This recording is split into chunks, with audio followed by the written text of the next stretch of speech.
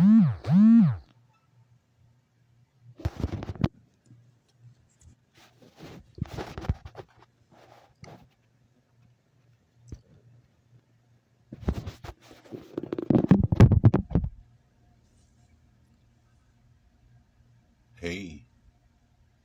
I really don't like turning my phone like this, but I don't want to have the broken feather neck.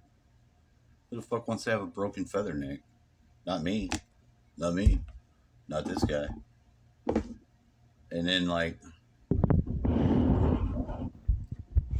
there is almost no way to articulate the other part of the experiences that I've had without the eagle. Without the eagle. So you see this. So this thing, this has got the treading down of the Anzu bird by Ninurta. It's seen here. You see he's got his face. This is a dark wood carved, triangular shaped. I'm not going to call it an idol because I'm not going to worship it. Obviously not. But my nephew handed me this, and I was like, whoa, whoa, what the fuck is this? This is badass. And it was badass. They got me this too. I guess they went on a small shopping spree. This is some of the good things that you get from people that love you. And I know my brother loves me. I'm glad he came back because I had sort of had to. It wasn't like I was trying to get him to leave as much as when I tried to turn on his psychic awareness, and maybe I put a dent in it, or I tried to at least plug in some nature into it. This nice box is very clean on the inside. You could drop stuff in it on the top. Or maybe it's a ballot box. Maybe we can secure our elections this time around instead of having all the shenanigans we had last time, which didn't occur. And of course, you can't say that. Nothing out of the ordinary happened. Everything went its way. Our president is our president. Not to go off on that shit, but there's a guy who I watched his. He's got a little news channel. He had less subscribers than myself whenever I began another push at trying to grow, which is very difficult on here because it's very hard to grow. Like if I sit here and I don't do anything different or fucking put on a clown suit or something, become really funny, there's no real growth. I have to really chug away at doing it and staying on focus or whatever the hell. But the thing, whenever I find something new that I can incorporate and I can do something funny or whatever, and being funny doesn't really, I like to laugh. I like a good hearty belly laugh. And I'm aware of the amount of exchange you get for laughter than as opposed to what you get on your body if you are like depressed, stressed, overly disturbed, and then you say you bottle that up. You're going to have problems. It's going to do you physical harm. Now, how do you not bottle something up? You really got to communicate with people.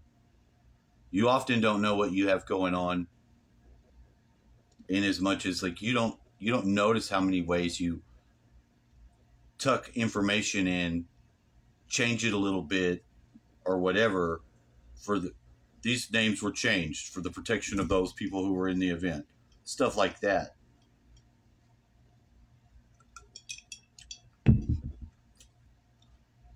I've got certain habits and tendencies that aren't necessarily welcomed by the society at large. And like you wouldn't have it that way. You wouldn't want the society at large engaged in some of these things. But that doesn't cause you to have to, like, I smoke weed, and it's very difficult to incorporate into a society where that is now legal, because I have a level of distrust that I can't overcome due to I paid some penalties for that.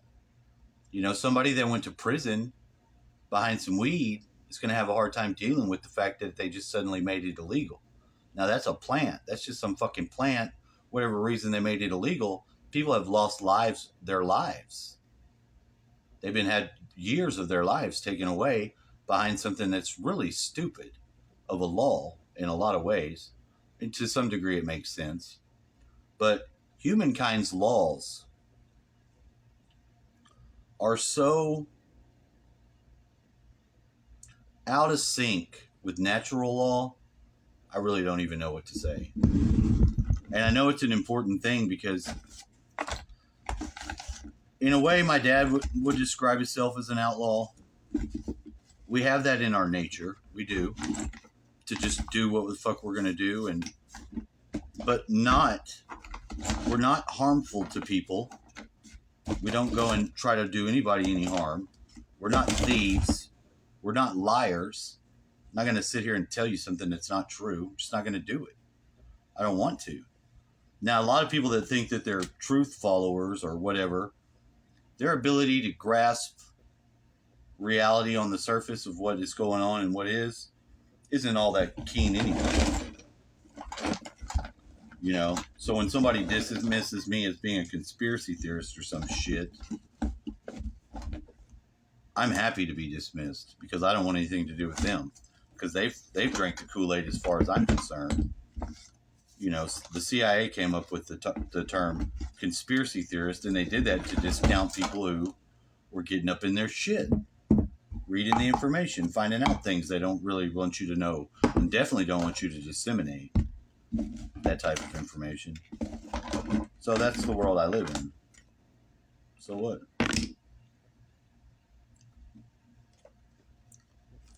That's the world we live in. So I was studying about the Sanzu bird a couple days before because I just had it in my mind. I knew the story and I wanted to hear it again.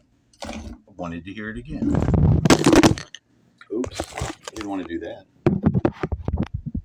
It's very light when you stick it into the top of the speaker, and the speaker must have a microphone.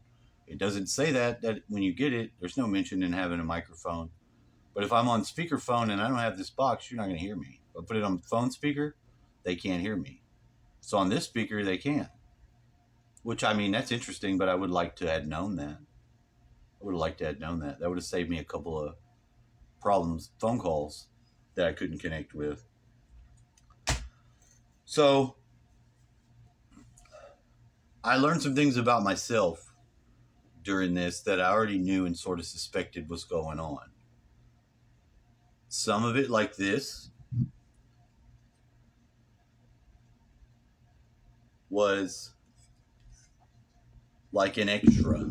My nephew handed me this, even picking it out as he did, he must have, is a sign that tells me that I know what I know that I know about the past and stuff like that I feel is our heritage,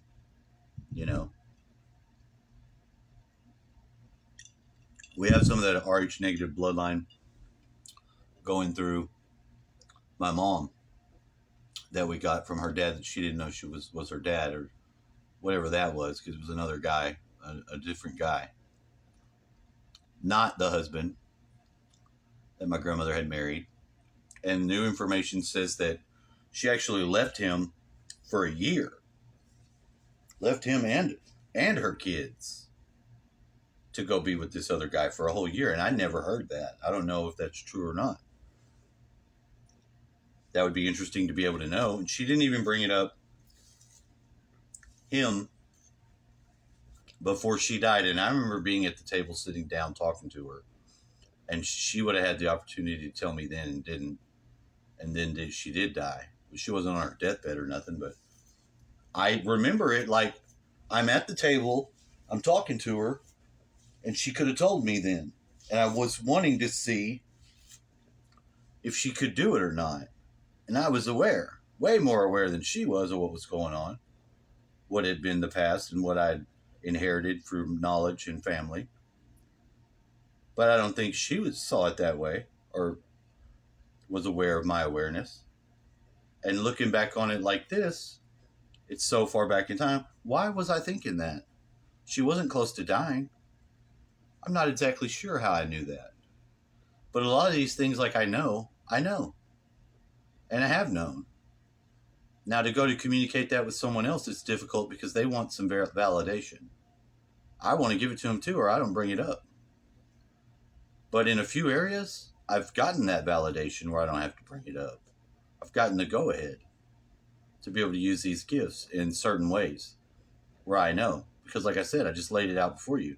I don't want to bring it up. I don't want to use the gift and tell them because I don't necessarily want to have to deal with the baggage of them trying to get me to prove it or some shit like that. That's beside the point.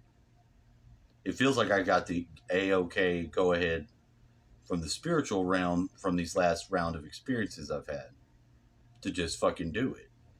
If I feel the inclined, and it doesn't hurt the consciousness of the person that I'm doing it, telling, or whatever the fuck is going on.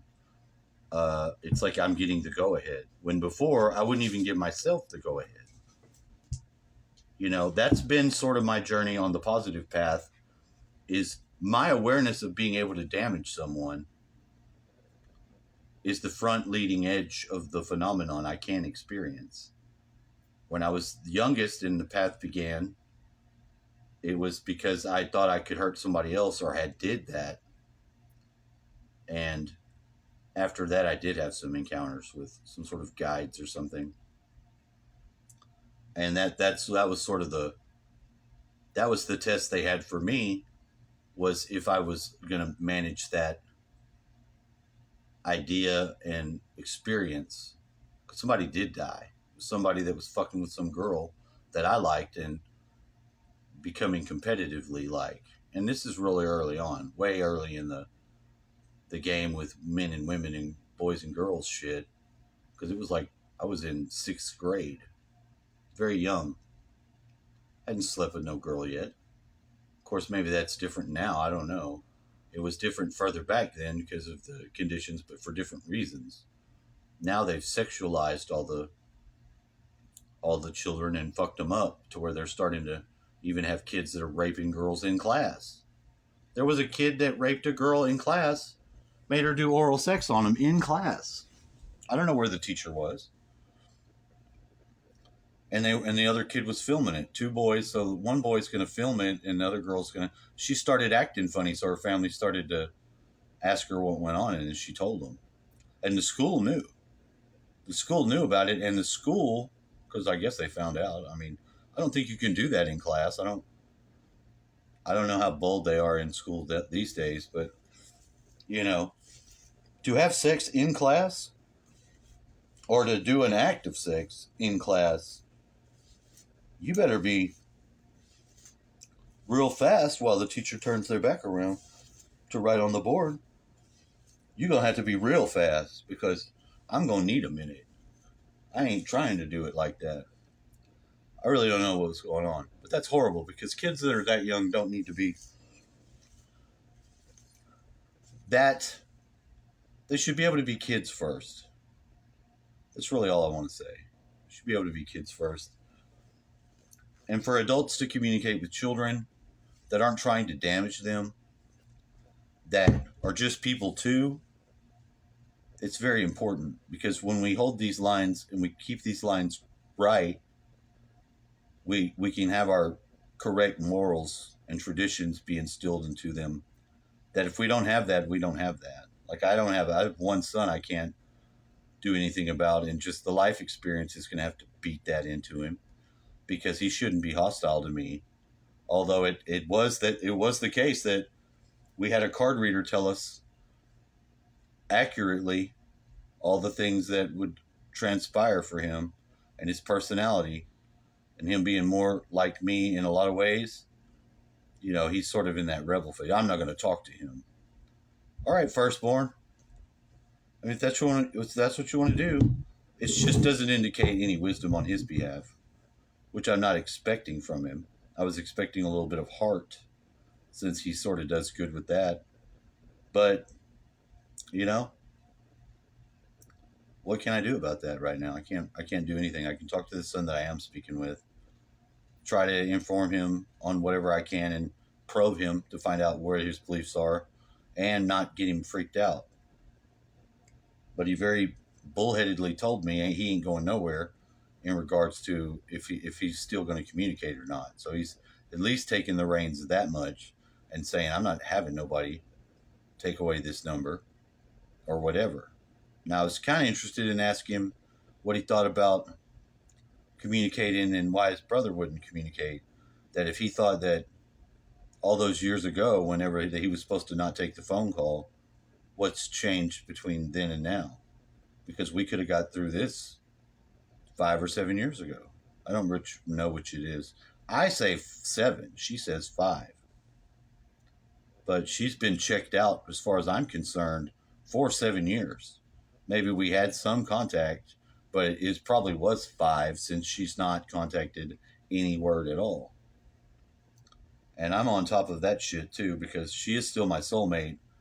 And just having had recently experienced her, I can, from that, just know what she's got going on. And since I care about her, I can be an ally without having to communicate to her. Although I think it's dumb, especially having a kid now that's still a kid. There was one woman that I actually knocked up. She left, but I was so over traumatized by this place and what had happened before that I started stopping having sex with her because I wasn't going to do that because I knew. And I was trying to get her to snap into some awareness with her daughter. She had a young daughter that was my friend's kid with her.